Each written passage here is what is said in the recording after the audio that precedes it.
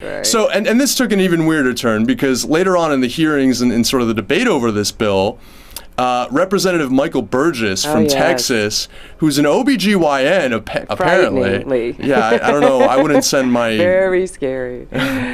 So he apparently said that he thinks that the threshold should have been actually 15 weeks because that's when babies start feeling pleasure and pain. And specifically, he used the proof of a certain kind of pleasure. Here's how he described it.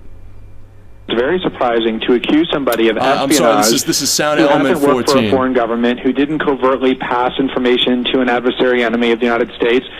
Our fetus is passing covert information to foreign governments. I guess we missed the sound there. I must have, but essentially what he said that if it's a male baby, they're touching themselves at that age, and so they can. He didn't actually say masturbating fetus, though. That's kind of, it would be nice if he had, but. But he, I think he got the idea across quite well. Well, what I'm wondering is, first of all, medically, I want to get this straight. Medically, is this true? And isn't this a little bit discriminatory? I mean, this isn't just a classic case of discrimination against female masturbation, too? Like, why aren't women babies doing this?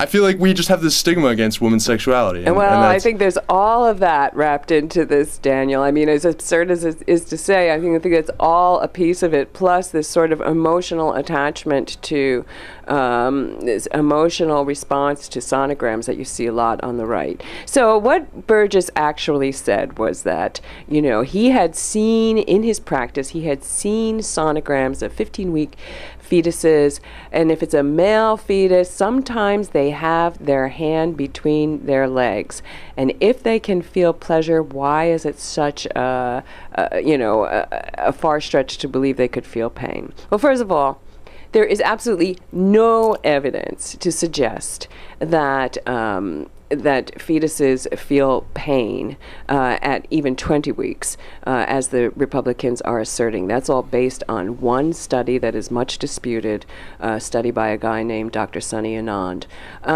But at 15 weeks, 16 weeks, as Jody Jacobson, my esteemed boss and colleague, told me, the genitals aren't even fully formed. I mean, the bones are just beginning to form. So the notion that the fetus, because it has its hands between its legs, is masturbating is a little bit of a stretch. Maybe the good congressman is thinking about what he might be doing if he was in that curled up position. But, to the fetus, it might be just like, hey, here's a place to put my hand. You know what I mean? And yeah, that seems more plausible. It's funny to me to think. I mean, we don't think that children are. Children at young ages. I don't really know, but it seems like they're not even really doing that in the same... Not until like they're a year or so, usually, I think, yeah. Okay. It was just sort of astonishing. And yes, the notion that it was only a male fetus, that if fetuses were masturbating, of course, it would only be male fetuses that would do that, because if a female fetus did that, you'd have a moral panic. And...